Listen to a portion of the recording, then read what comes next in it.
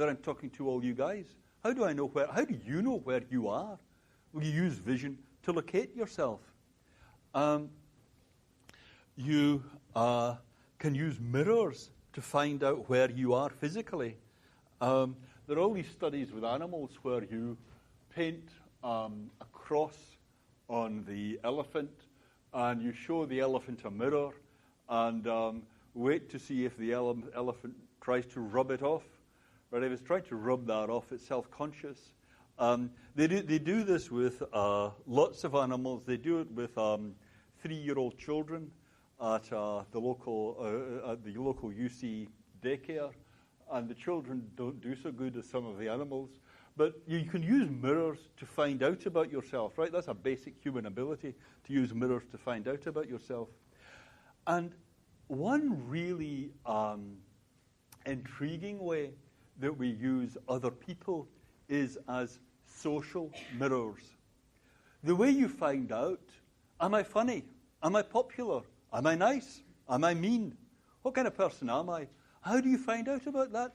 You look at how other people react to you. Using other people as mirrors for yourself starts very, very early in human life. Here is a newborn baby. Here is Andy Meltzoff, the psychologist who pioneered this kind of work, sticking his tongue out at a newborn baby. And lo, the newborn baby sticks its tongue right back out. You make an O with your mouth. The newborn baby makes the O right back. You purse your lips. The newborn baby purses its lips. This has been done across 5 continents and dozens of countries. The youngest baby that's on record as showing these phenomena was 42 minutes old at the time of the testing. Can you guess whose baby it was? This was Meltzoff's own child. So that's very, very early that. At 14 months, children will recognize if you're imitating them. They will pay special attention to you if you're imitating them, and they will try and catch you out. And of course, we do this the whole time in social situations. We use how other people are responding to us to find out about how we are. So it may be generally that you know about your own psychological characteristics because you understand how other people are responding to you psychologically. And certainly for character traits and things that matter to you socially, you use other people to mirror how you are.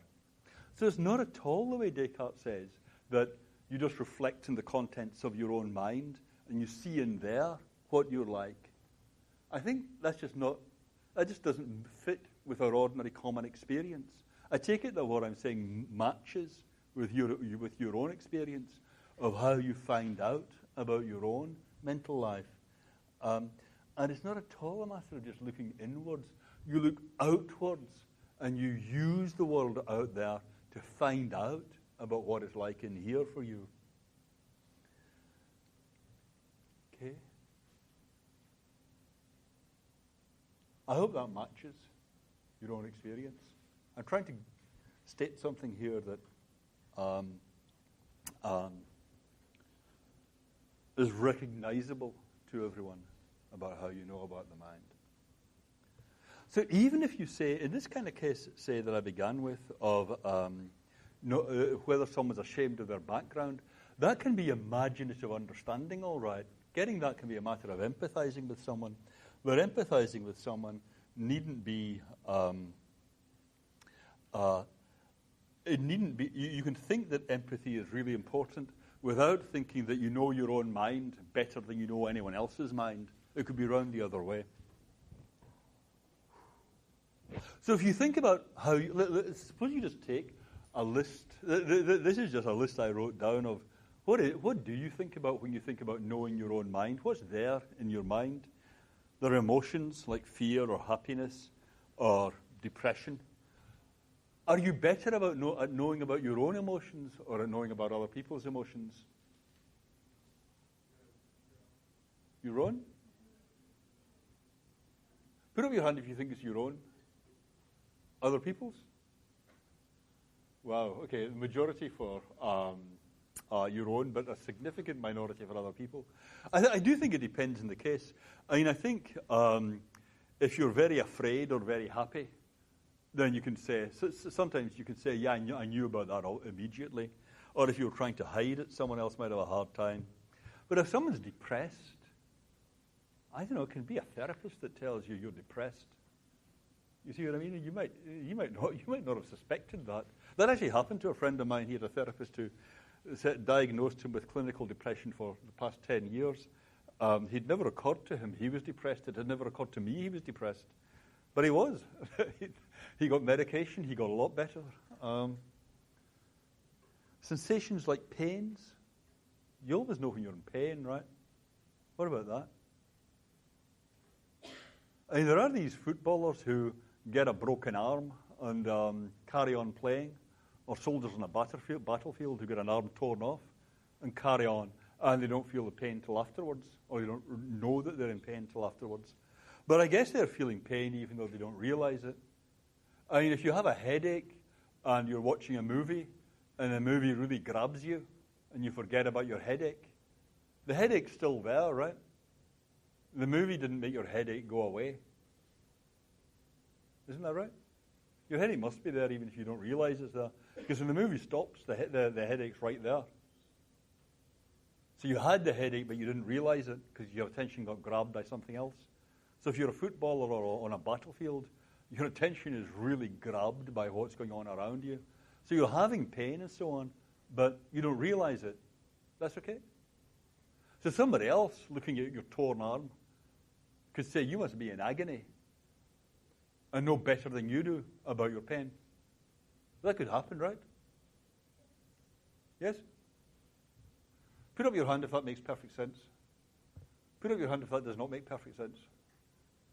Okay, the GSIs. Thank you, guys.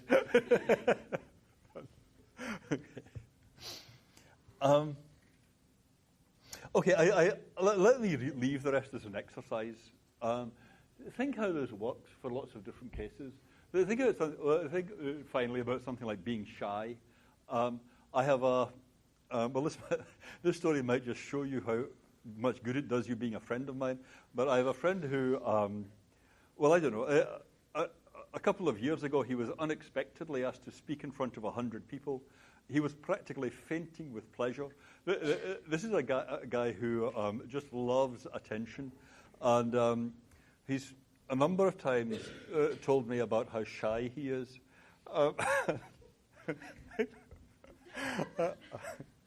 He's perfectly sincere. He really thinks he's shy. You're not really an authority in whether you're shy or not. And in fact, one of the marks of being shy is that you're kind of embarrassed about it, and you're not going to acknowledge to yourself that you're shy, if you see what I mean. It takes some sophistication to recognize that you are shy if you're painfully shy. Do you see what I mean? Yeah? So I think self-knowledge is interesting and complex. It has lots of different varieties. And the idea that, well, my mind is just right here and I just take a look and there it all is, that's just completely alien to common sense. And when you ask, well, there are some cases in which I know about myself a lot better than I know about anyone else. Isn't it just like this, that, I don't know, in politics, people specialize in countries, right? You get someone who's an authority in the politics of France, or someone who's an authority in the economy of Germany, or whatever it is. And if you know a lot about the economy of one country, you'll be able to bring that to bear in your knowledge of other countries, but you know especially about one particular country. So it's kind of like that with people, right? You specialize in people. Like there are people in your family that you know very, very well. You've known them since you were born. You are specialists in those people. Because you're a specialist in those people, that really helps you understand other people better. But you really know about them particularly well.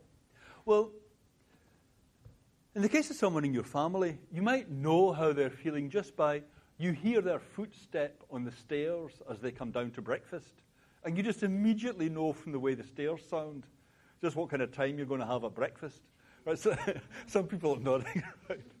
Yeah, I know that one. So think how it is with yourself. You've known yourself your whole life. You've been around yourself through thick and thin. You've seen yourself in every possible situation. So you are the world's leading expert on yourself. You may have your knowledge of yourself in just the same way as you have knowledge of other people. You've observed yourself in all these situations, seen how other people react to you and so on in all these situations. But you know about yourself just the same way you know about everyone else. It's just that you have specialized in that. Okay, yep. Going back to kind of like Nagel's bat argument. Nagel's bats, Wouldn't you know yourself in a very different way from how you know everybody else? Because you don't know what their consciousness experience is like, but you know your own? Yeah, well, you can't imagine what it's like being a bat, right? But isn't what that case brings up is just how well you can imagine ordinary humans? Because you just don't. I mean, Nagel says it's, you know what it is to be confronted with something alien when you're locked up with a bat. But when you're locked up, I mean, there are people who might give you that feeling if you're locked up with them. But usually it's not like that, right? Or social life would be impossible. Yeah. Usually when you're locked up with someone else, you know exactly what's going on. Yeah. Yeah.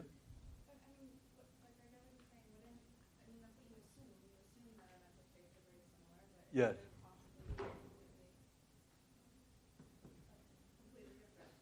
Right. Were you just saying yes? That's right. Yeah, I was just saying there's no way of knowing. There's no way of knowing. We assume that what my mental state is like. At least I can like assume what her mental state is, but it could be like completely different than. But it could be completely different. Right.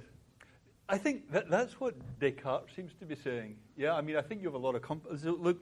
Here's Ryle describing the way Descartes thinks about the mind.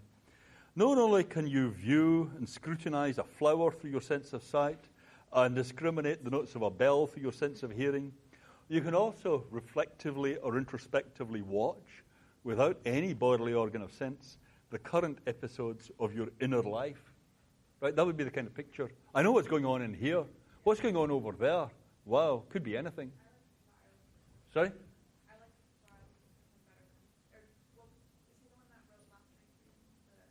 Yes, he's the one that wrote the reading, yeah. Descartes. Okay. Okay, I shouldn't try and pin the Descartes on you. But, okay, let's look at what the Descartes is saying, and then you tell me where you get off the bus. Yeah, okay.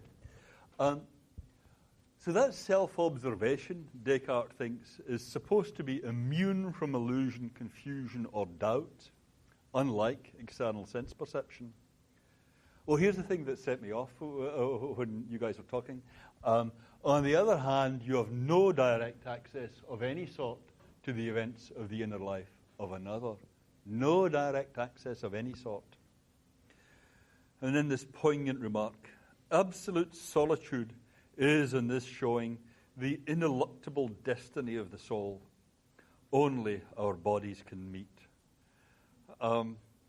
Okay, well, what I was suggesting with those examples about being ashamed of your background is that that's not true. You can know about someone else better than you know about yourself. It can be that you have more insight into someone else's shame in their background than you have into your own case.